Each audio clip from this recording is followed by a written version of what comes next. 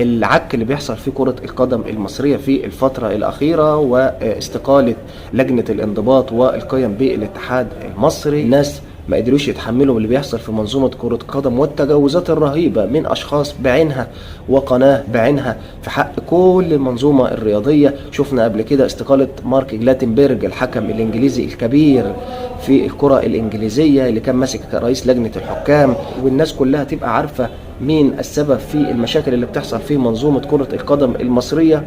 والإعلام الرياضي في حتة تانية، الإعلام الرياضي كله والسادة الكباتن الكبار والنقاد الكبار جدا الموجودين في الكرة المصرية، كل الناس طالعة بقى بتتكلم على صفحاتها الشخصية ومنشورات على تويتر، كله بيتكلم في ان في مشاكل في منظومة كرة القدم المصرية، والموضوع ده بيؤدي الى مزيد من التعصب ما بين جماهير النادي الاهلي ونادي الزمالك، واحنا لا عايزين ناخد خطوة، والجو العام في الرياضة المصرية مش جو تنافسي. محدش منهم اتكلم عن ان هناك رئيس نادي معين هو سبب هذه التجاوزات وسبب هذه المشاكل.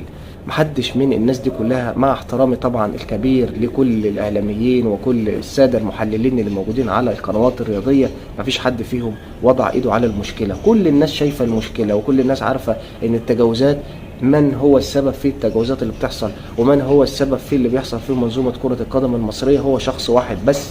محدش قدر ان هو لحد دلوقتي يتكلم عليه. لا، كل الناس بتتكلم عن ان مفيش روح تنافسية دلوقتي، وفي مشاكل كبيرة في كرة القدم المصرية، وفي تعصب ما بين الجماهير، لكن محدش من الناس دي اتكلم عن ان شخص بعينه وقناة بعينها هي اللي عاملة المشاكل دي كلها في كرة القدم المصرية للأسف.